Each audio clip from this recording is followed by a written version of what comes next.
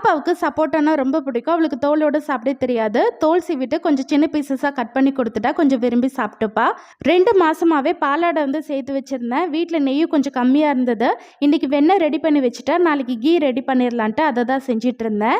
ஃபர்ஸ்ட்ல பேக்கெட் பால் தான் வாங்கிட்டு இருந்தேன். பாப்பா பிறந்ததுக்கு அப்புறம் தான் மாட்டுப்பால் வந்து வாங்க ஸ்டார்ட் பண்ணேன். அப்போ இருந்தே வீட்டுக்கு தேவையான நெய்யை வீட்டிலேயே ரெடி பண்ணிடுவேன்.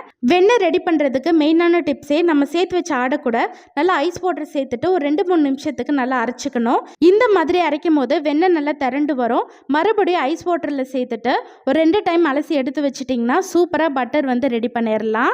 நைட்டு டின்னருக்கு தோசை ஊற்றி சாப்பிட்டுட்டு இருந்த பாத்திரம் எல்லாத்தையும் கழுவி வச்சுட்டேன். எனக்கு கோல்டு கொஞ்சம் ஸ்டார்ட் ஆகுற மாதிரி இருந்துச்சு. அதனால சூடான பால் கூட மஞ்சள் தூள் மிளகுத்தூள் சேர்த்து குடிக்கும் போது இருமலுக்கும் நல்ல ஒரு ரிலீஃபாக இருக்கும். கண்டிப்பாக ட்ரை பண்ணி பாருங்கள். சக்கரை மட்டும் கொஞ்சம் கம்மியாக சேர்த்துக்கோங்க. அடுத்த வீடியோவில் பார்க்கலாம்.